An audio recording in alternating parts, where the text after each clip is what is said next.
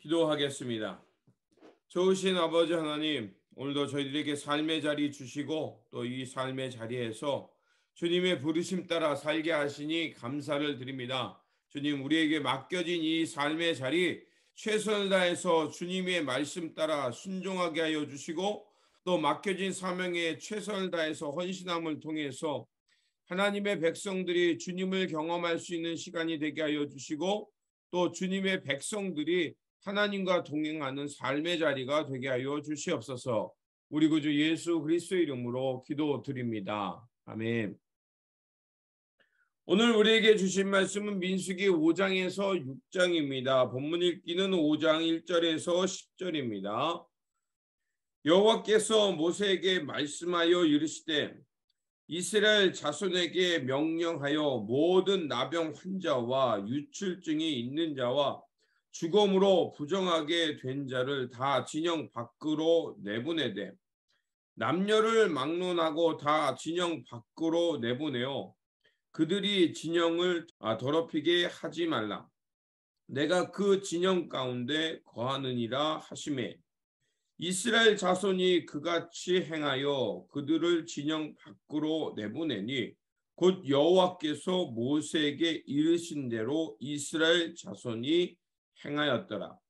여호와께서 모세에게 말씀하여 이르시되 이스라엘 자손에게 이르라. 남자나 여자나 사람들이 범하는 죄를 범하여 여호와께 거역함으로 죄를 지으면 그 지은 죄를 자복하고 그 죄의 값을 온전히 갚되 5분의 1을 더하여 그가 죄를 지었던 그 사람에게로 돌려줄 것이요 만일 죄값을 받을 만한 친척이 없으면 그 죄값을 여호와께 드려 제사장에게로 돌릴 것이니 이는 그를 위하여 속죄할 속죄의 순양과 함께 돌릴 것이니라. 이스라엘 자손이 거제로 제사장에게 가져오는 모든 성물은 그의 것이 될 것이라. 각 사람이 구별한 물건은 그의 것이 되나니 누구든지 제사장에게 주는 것은 그의 것이 되느니라. 아멘. 5장은 정결례와 각종 범죄에 대한 처벌 규정을 말해주고 있습니다. 먼저 오늘 본문을 보면 1절에서 4절을 보면 그 부정한 행위를 행하는 사람을 이스라엘 진영 밖으로 내보내라고 명하는 말씀이 나오고요. 5절에서 10절은 범죄에 따른 손해배상, 그리고 11절에서 31절은 가는 혐의로 고소된 여인에 대한 재판 방법이 나와 있습니다. 그리고 6장은 나스린에 대한 규정입니다. 나스린은 스스로 구별하여 하나님 앞에 자신을 드린 사람입니다. 그렇기 때문에 1절에서 8절까지는 그 부정한 것을 피하는 것에 대해서 나오고요.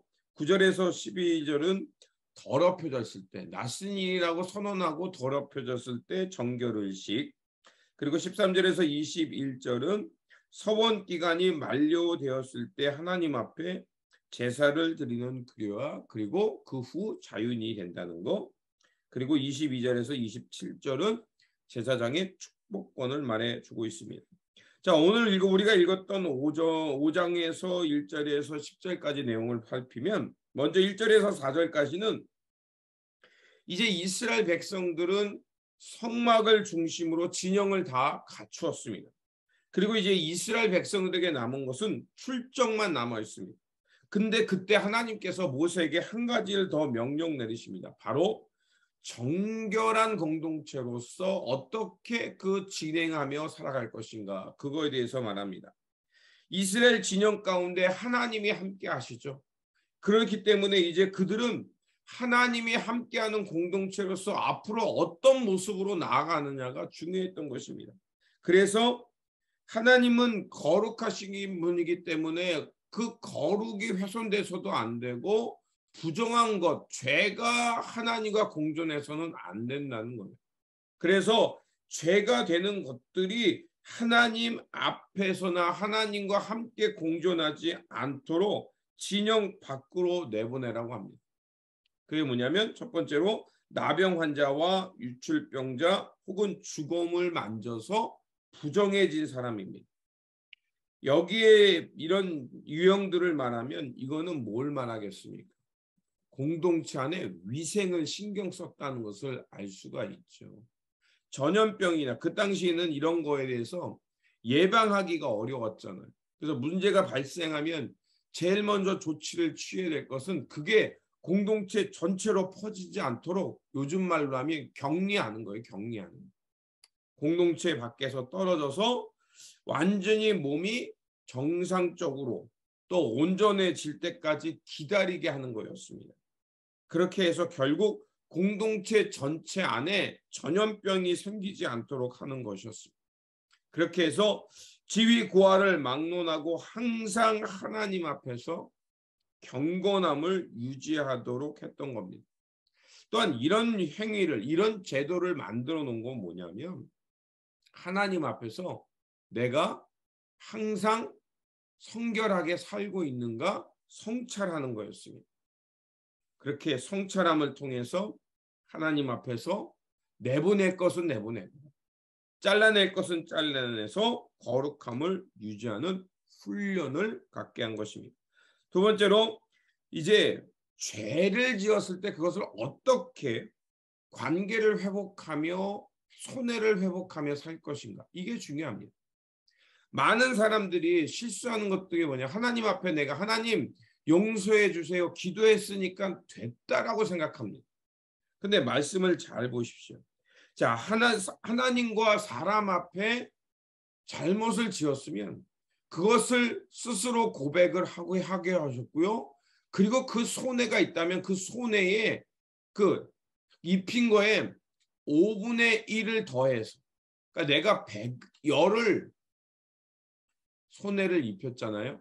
그러면 그것만 갖다 배상하는 게 아니라 5분의 1 거기에 2를 더해서 그것을 결국은 12이 되게 해서 갚아줘야 된다는 거죠.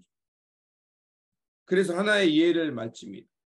그래서 만약에 내가 하나님 앞에 범죄했다면 즉시 그 죄를 고백하고 그리고 그 사람에게 가서 그 손해가 발생한 거에 대해서 그게 경제적이든 관계든 5분의 1을 더해서 돌려주어야 합니다.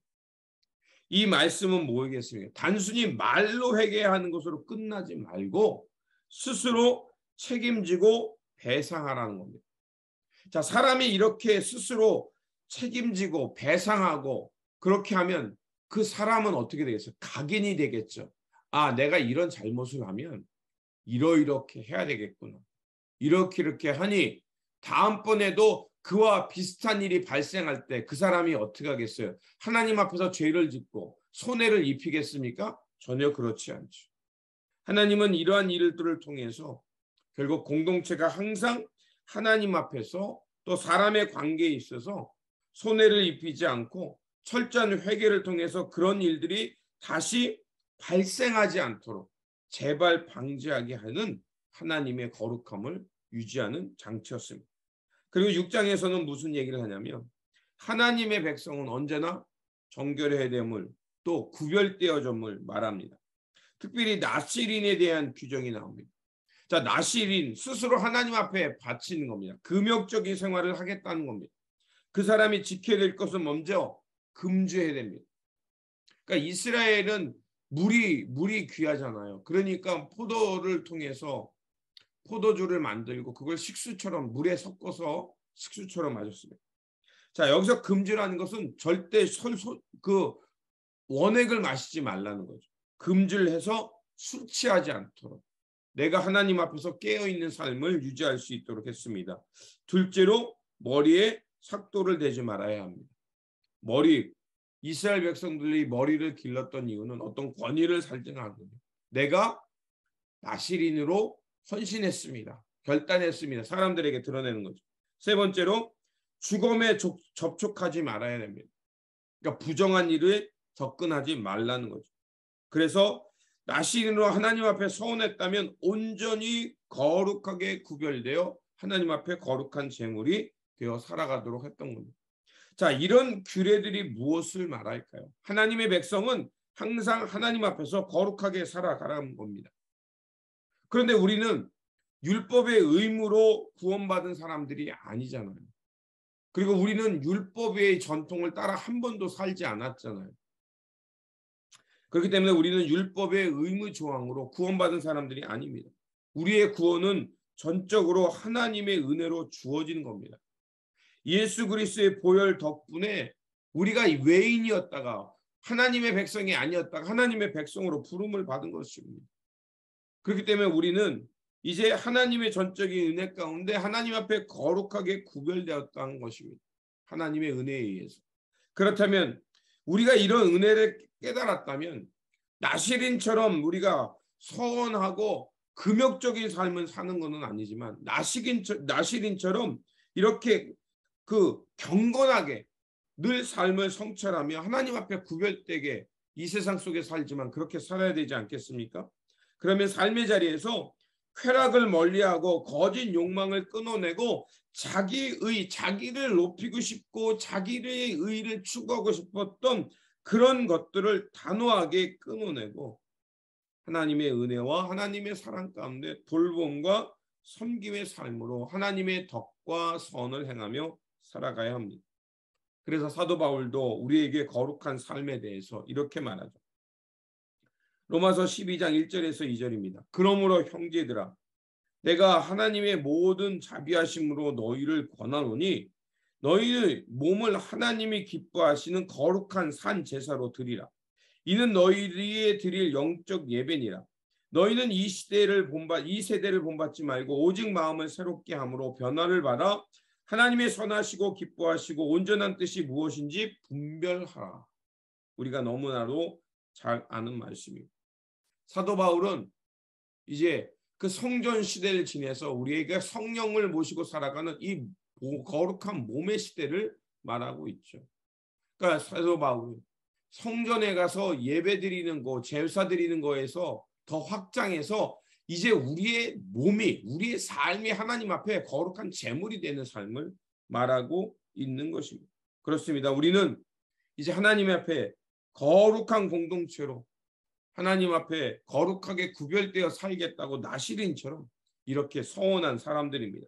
그러므로 우리는 우리의 삶의 자리에서 부정한 것을 피하고 죄를 고백하며 손해를 입힌 일에 있다면 마땅히 그 손해를 갚아가서 그런 것들을 다시 발생하지 않도록 나에게 안전장치를 맡기면서 이제 하나님과 함께 동행하며 하나님의 거룩한 땅을 향해 나가는 우리의 삶의 여정, 믿음의 여정이 되어야 할 것입니다. 기도하겠습니다. 구원의 하나님께서는 우리를 거룩하다 칭의하여 주시고 이제 하나님 나라의 거룩한 삶으로 나아가도록 우리를 인도해 주셨습니다. 그러하오니 우리의 날마다의 삶은 성숙함과 하나님 나라의 온전함을 향해 살아가는 모습이 되게 하여 주시옵소서.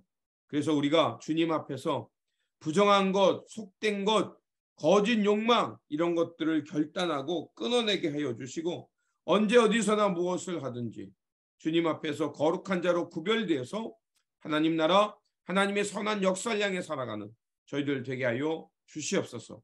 우리 구주 예수 그리스도의 이름으로 기도드립니다. 아멘.